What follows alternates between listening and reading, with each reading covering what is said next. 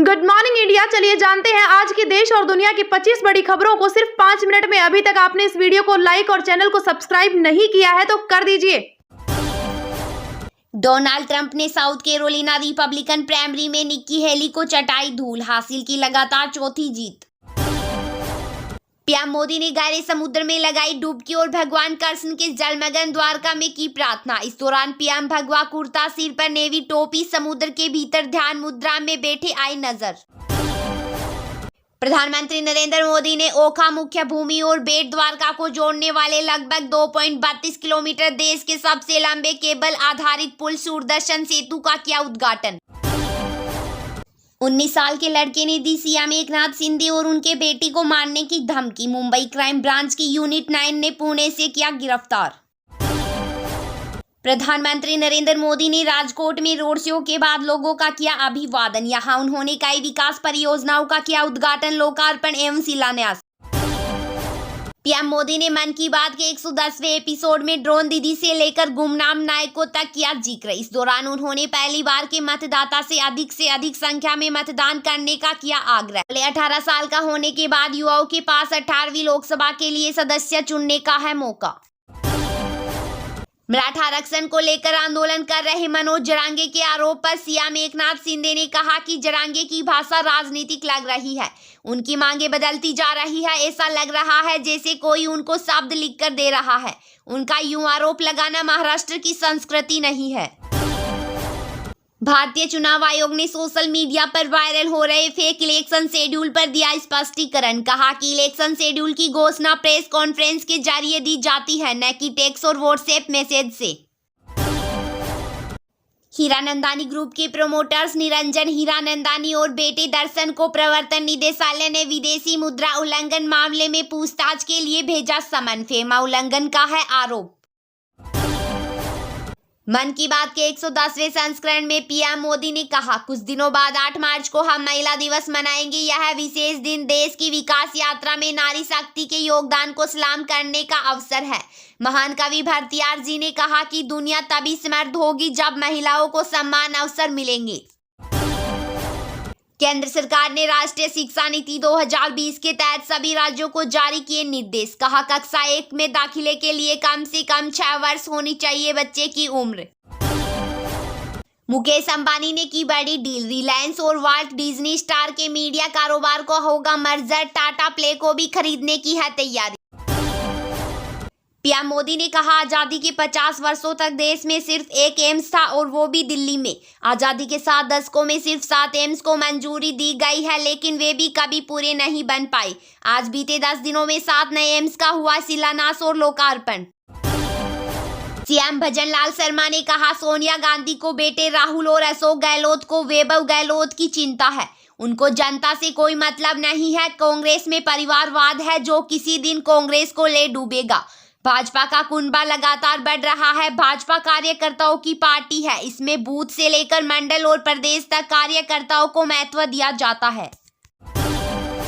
America और Britain ने चौथी बार यमन पर किया हमला। हुती विद्रोहियों के 18 ठिकानों को बनाया निशाना। एयर स्ट्राइक में 6 और देशों ने दिया साथ। संदेश खाली जा रही फैक्ट फाइंडिंग टीम को बंगाल पुलिस ने रोका। हंगामे के बाद पुलिस ने सभी सदस्यों को किया गिरफ्तार। धरने पर बैठे पटना हाईकोर्ट के पूर्व चीफ जस्टिस और अन्य सदस्य। मालदीव की पूर्व रक्षा मंत्री मारिया दीदी ने कहा कि मालदीव गलत वजहों से भारत और खासकर वहां के सोशल मीडिया प्लेटफॉर्म्स पर चर्चा में है। मीडिया हाउस फर्स्ट पोस्ट की डिफेंस समिट में मारिया ने कहा, हम लोग ऐसे नहीं है, हमें विदेशियों का मालदीव आना पसंद है। हम सभी लोगों को मालदीव आने का न्योता देते हैं। बिना ड्राइवर 78 किलोमीटर तक दौड़ी मालगाड़ी स्टार्ट कर हैंड ब्रेक लगाना भूल गया ड्राइवर। जम्मू से पंजाब पहुंची ट्रेन लकड़ी के स्टॉप पर लगाकर रोका गया। घटना के बाद रेल मंत्री अश्विनी वैष्णव ने दिए जांच के आदेश। भारत के विदेश मंत्री एस जयशंकर ने कहा, क्वाड दुनिया को 5 मैसेज देता है। इसमें से सबसे अहम मैसेज यह है कि आज के दौरे में कोई भी हमारी मर्जी, हमारी इच्छा पर वीटो नहीं लगा सकता। क्वाड यहाँ लंबे समय तक रहने वाला है। यह संगठन लगातार आगे बढ़ेगा और वैश्विक विकास में देगा अपना योगदान। अब में पेपर लीक करने वालों पर बरसे सीएम योगी आदित्यनाथ। कहा, युवाओं के साथ खिलवाड़ करना राष्ट्रीय पाप, खिलवाड़ करने वालों को सिखाया जाएगा सबक। हरियाणा के मुख्यमंत्री मनोहर लाल खट्टर ने भारतीय क्रिकेटर शिखर धवन के साथ गुरुग्राम मैराथन 2024 के पुरुष विजेताओं को वितरित किए पुरस्कार। कांग्रेस नेता सचिन पायलट ने कहा, राहुल गांधी की यात्रा लगातार देश में एक आवाज बुलंद कर रही है। नौजवान, किसान, महिला और हर वो वर्ग जो अपने आप को उपेक्षित महसूस करता है, उसकी आवाज बनने का काम कर रहे हैं कांग्रेस पार्टी और राहुल गांधी। प्रधानमंत्री नरेंद्र मोदी ने राजकोट एम्स का किया दौरा। इस दौरान मुख्यमंत्री भूपेंद्र पटेल और केंद्रीय स्वास्थ्य मंत्री मनसुख मंडाविया भी रहे मौजूद। भेंट द्वारिका के दर्शन के बाद पीएम मोदी ने कहा, आज मुझे अद्भुत आध्यात्मिक साधना का लाभ भी मिला है।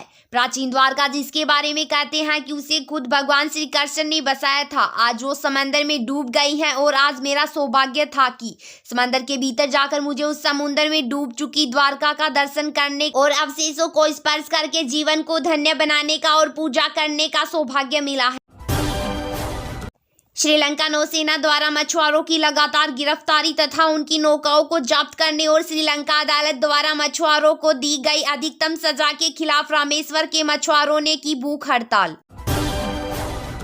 तमिलनाडु के चेन्नई में भारतीय तटरक्षक बल ने अपने 48वें स्थापना दिवस के अवसर पर डे 8C का किया आयोजन। भारत जोड़ो न्याय यात्रा के दौरान कांग्रेस नेता राहुल गांधी ने कहा, अगर आप गरीब हैं तो आपके साथ 24 घंटे इस देश में अन्याय होगा। राहुल ने कहा, नफरत का कारण अन्याय है, इसलिए हमने अपनी यात्रा में न्याय शब्द को जोड़ दिया है। कांग्रेस सांसद राहुल गांधी और पार्टी महासचिव प्रियंका गांधी वाड्रा ने आगरा में निकाली भारत जोड़ो न्याय यात्रा। इस यात्रा में समाजवादी पार्टी प्रमुख अखिलेश यादव भी हुए शामिल। केंद्रीय गृह मंत्री अमित शाह ने एमपी में बूथ कार्यकर्ताओं के सम्मेलन को संबोधित करते हुए कहा, कांग्रेस सरकार ने 2004 से 2014 तक मध्य प्रदेश को सिर्फ 1,99,000 करोड़ रुपए दिए, जबकि पीएम मोदी ने सिर्फ 9 साल में राज्य को 7,74,000 करोड़ रुपए दिए। शाह ने कहा, हमने हर तीर्थ स्थल का विकास किया, भाजपा ने बीमारू मध्य प्रदेश को पुनर्जीवित कर विकसित राज्य बना दिया।